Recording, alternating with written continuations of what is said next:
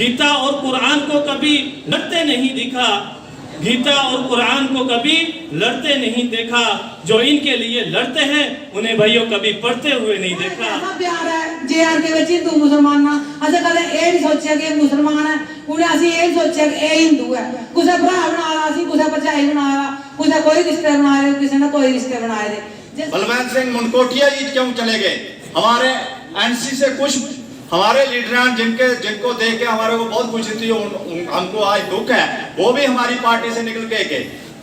तो जो आदमी ईमानदारी से और ठीक से काम करेगा उसको डरने की जरूरत नहीं है। कि हम जम्मू कश्मीर में एक नई तब्दीली आ रही है, तो तब्दीली आ कहाँ रही है ये हमें बताया जाए। कहीं विजिबल होनी चाहिए, दिखनी चाहिए कहीं कि सत्य कहेंगे, सत्य लिखेंगे, सत्य चलेंगे।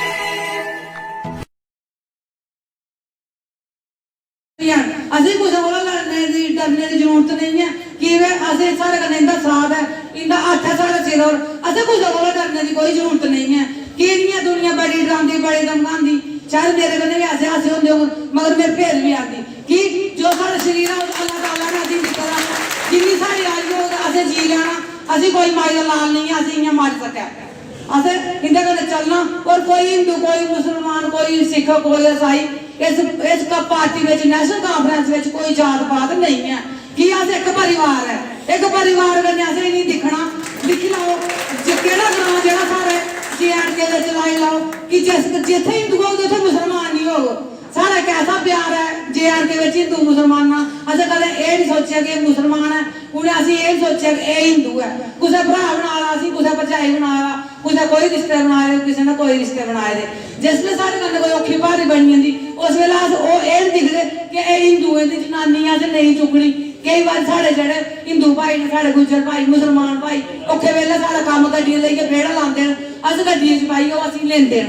ऐसी कोई गल्ल नहीं है। सारे बिच एक खून है, एक जात है। अगर अस नेशनल कॉन्फ्रेंस दी जमात बिच चले आं, असें सिर्फ उसी इंसान दिक्खना। एह्दे बिच असें एह् नहीं दिक्खना जेह्ड़ा भी दुखी होग उसी असें चुक्कियै गले कन्नै लाना। जो नुआढ़ा कम्म होग असें इ'यै कोशिश करनी, तन मन धन कन्नै नेशनल कॉन्फ्रेंस दा साथ देइयै असें इ'नें कामयाब बनाना। और कोई पंज नवाज करदा, कोई माता रानी दी मचेल जाया करदा, कोई भैणां भरा जा दे यात्रा जा दियां, अग्गे आवे ते अस होर तेरा पंज नवाजें बजाय 6 बार नवाज करगे।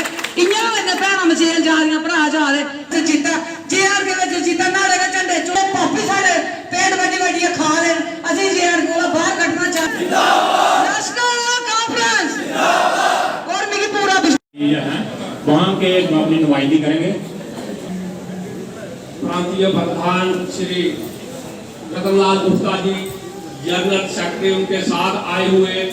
और तो अभी कुछ ही दिनों से मैं 2 महीनों से रिटायर हो गया हूँ।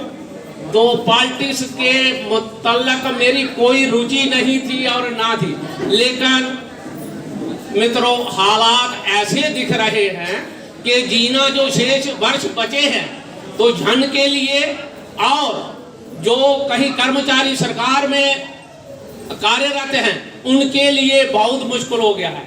नेशनल कांग्रेस जिंदाबाद, रतनलाल जी गुप्ता जिंदाबाद। जम्मू कश्मीर के अंदर अर्बन लोकल बॉडीज़ के चुनाव होने जा रहे हैं और इसी प्रकार पंचायतों के चुनाव भी शुरू होने जा रहे हैं। नेशनल कॉन्फ्रेंस ने तमाम इलाकायात के अंदर जितने हमारे डिस्ट्रिक्ट हैं वहाँ पे हमने कमेटियाँ कॉन्स्टिट्यूट कर दी हैं और वो कमेटियाँ अपने अपने डिस्ट्रिक्टों में काम उन्होंने करना शुरू कर दिया है। इसी प्रकार उधमपुर के अंदर भी जनाब सुनील वर्मा जी की सरपरस्ती में यहाँ पे डिस्ट्रिक्ट कमेटी हमने बनाई है उधमपुर अर्बन की, जो जहाँ की म्यूनसिपल काउंसिल की इलेक्शन के लिए कमर कसे की वार्ड वाइज जाके तमाम वहाँ कमेटियाँ बनेंगी और बनी हुई हैं जो उनमें चुस्ती लाई जाएगी। तो इसी प्रकार हमारे गांव में भी जितने हमारी पंचायतें हैं वहाँ पे हमारे तमाम साथी यहाँ तशरीफ़ लाए हुए हैं, वो अपना अपना काम शुरू कर रहे हैं। तो हमें पूरी उम्मीद है कि जो यहाँ जम्मू कश्मीर के अंदर मुद्दे ही मुद्दे हैं। जब से 370 गया है तब से आप देखेंगे कि जम्मू कश्मीर के अंदर महंगाई की क्या हालत हुई है, यहाँ आपसी भाईचारे में क्या फ़र्क पड़ा है। हिंदू मुस्लिम सिख इत्याद जो हम एक भाइयों की तरह रहते थे, आज वहाँ पे दीवारें लग रही हैं और दीवारों में इस ढंग से तकसीम किया जा रहा है जम्मू कश्मीर को, जिससे सभी लोगों में परेशानी आई हुई है।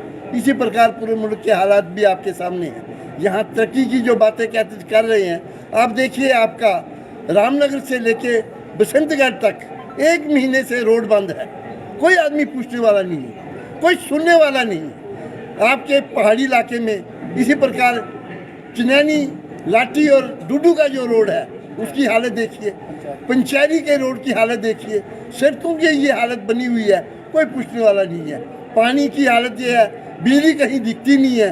गांव के अंदर आप चले जाइए, महंगाई की जो हालत है, जो 400 रुपये का सिलेंडर मिलता था, अभी मेरी बहन कह रही थी 1200 से भी ज़्यादा कीमत तो इस वक्त लगी हुई है। बच्चों की पढ़ाइयों में परेशानी आई हुई है। लैंडस्लाइड्स आ रहे हैं, कोई आदमी उनको पूछने नहीं जा रहा है कितने लोगों का बारिशों में नुकसान हुआ, कोई कंपनसेशन मिलने की बात नहीं, सुनने वाला कोई नहीं है। हमारा ये कहना है। तो हम ये कहते हैं कि साहब, ये तमाम मुद्दे हैं। यहाँ म्यूनसिपलिटी के अंदर आप हालत देखिए, एक डैन बना हुआ है, करप्शन का डैन बना हुआ है, हर चीज़ में पैसे मांगते हैं। नौकरियों की हालत देखिए, अनएम्प्लॉयमेंट जो इस वक्त हालत बनी हुई है, हमारे बच्चे पूरे जम्मू कश्मीर के अंदर अनएम्प्लॉयमेंट की ये हालत है कि पहले 5 या 6% थे लोग अनएम्प्लॉयड, आज 24% टच कर रहा है। बच्चे नशे की तरफ जा रहे हैं, कोई पूछने वाला नहीं है। और यहाँ हमें यही दुआई देते हैं कि हम जम्मू कश्मीर में एक नई तब्दीली आ रही है। कोई तब्दीली आ कहाँ रही है, ये हमें बताया जाए। कहीं विजिबल होनी चाहिए, दिखनी चाहिए कहीं कि हाँ साहब, ये यहाँ तब्दीली हुई है। आप उधमपुर की हालत देख लीजिए, बद से बदतर होने जा रही है, जो होती जा रही है। तो इसलिए हम ये चाहते हैं कि साहब, आने वाले जो पंचायती चुनाव हैं, आने वाले जो हमारे म्यूनसिपल काउंसिल के चुनाव हैं, वहाँ हमारे साथी ज़्यादा से ज़्यादा जीते और इन जगह पे नेशनल कॉन्फ्रेंस का बोलबाला हो। हमें पूरी उम्मीद है। आप अंदाज़ा लगाइए, प्रॉपर्टी टैक्स जो जम्मू कश्मीर में कमी था ही नहीं, और ये डोमेन है म्यूनसिपल काउंसिल के जो मेंबर होते हैं, कारपोरेटर्स होते हैं, काउंसलर जो होते हैं, उनका डोमेन है। वो टैक्स लगा सकते हैं, उनको किसी ने नहीं पूछा।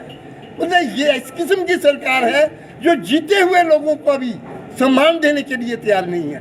तो हमारा ये कहना है कि लोगों को इस वक्त लोगों ने जो माइंड बनाया है कि हमने किसी भी इलेक्शन के लिए, चाहे पार्लियामेंट का इलेक्शन है, चाहे लोकल बॉडीज़ के इलेक्शन है, चाहे पंचायतों के इलेक्शन है, और हमारी पूरी डिमांड है कि आप फौरी तौर पे असेंबली के इलेक्शन करवाइए। जब जो आप कह रहे हैं कि साहब हम इतनी तरक्की करवा चुके हैं यहाँ पे, अगर दूध का दूध और पानी का पानी देखना है तो फौरी तौर पे आपको म्यूनसिपलिटी इसके असेंबली के इलेक्शन करवाने चाहिए, ताकि लोगों के हाथ में सरकार चले। और जो यहाँ पे परेशानियाँ आई हुई हैं, जो एंटी पीपल कानून बने हुए हैं, उन तमाम को हम रोल बैक करेंगे। प्रॉपर्टी टैक्स जो लगाया गया है उसको हम रोल बैक करेंगे। तो हमारे इन्हीं शब्दों के साथ मैं ये कहना चाहता हूँ कि लोगों ने इस वक्त माइंड बनाया है कि हर सतह पे हमने नेशनल कॉन्फ्रेंस का साथ देना है और नेशनल कॉन्फ्रेंस को जिताना है। मैं इन्हीं शब्दों के साथ आपका शुक्रिया करता हूँ कि आप यहाँ तशरीफ लाए और हमें मौका दिया कि लोगों को अपनी बात कहने का। Thank you. नेशनल कॉन्फ्रेंस का जो यूनिट है उसमें हमने आज 1 डे कन्वेंशन का ऑर्गेनाइज़ किया था, जिसमें हमारे जम्मू सूबा के प्रोविंशियल प्रेसिडेंट जनाब रतनलाल गुप्ता साहब, उनके साथ प्रोविंशियल सेक्रेटरी बशीर साहब और अपने प्रदीप बाली जी और एसी सेल के हमारे जो प्रोविंशियल प्रेसिडेंट हैं विजय लोचन जी, वो तशरीफ़ लाए थे। और आज आने का उनका मकसद यही था कि ये जो आने वाले जो चुनाव है, जो लोकल बॉडी के जो इलेक्शन आने वाले हैं, पंचायत इलेक्शन है, तो मैं समझता हूँ कि जो नेक्स्ट ईयर जो पार्लियामेंट के असेंबली के कभी भी हो सकते हैं।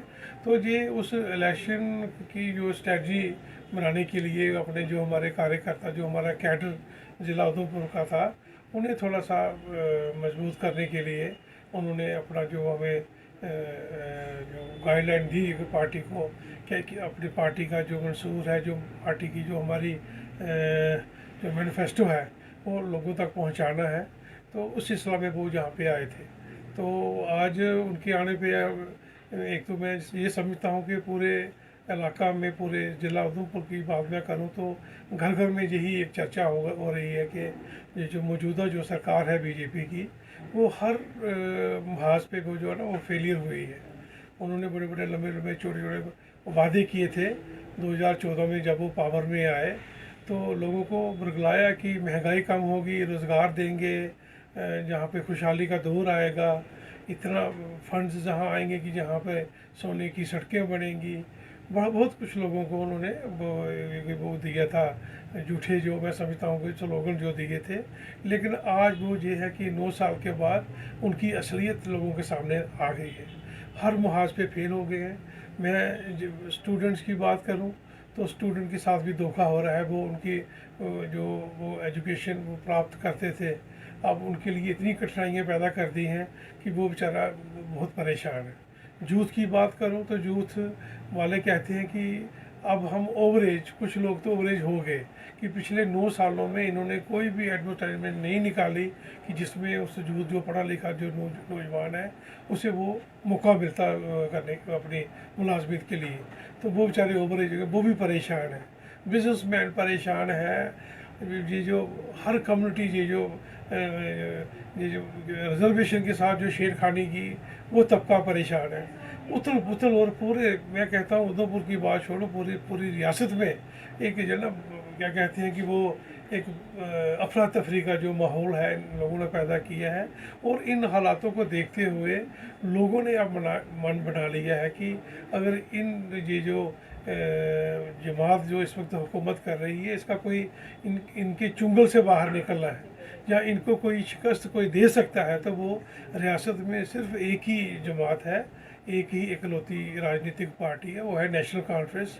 और डॉक्टर फारूक अब्दुल्ला साहब और उमर अब्दुल्ला साहब जो बेहतरीन लीडर हैं जम्मू कश्मीर के। मैं आपको बात बताऊं कि 2019 में जब हमारा जो स्टेटस हमसे छीन लिया गया, 370 जो महाराज हरि सिंह जी की देन थी वो हमसे छीना गया, 35A हमसे छीन लिया गया।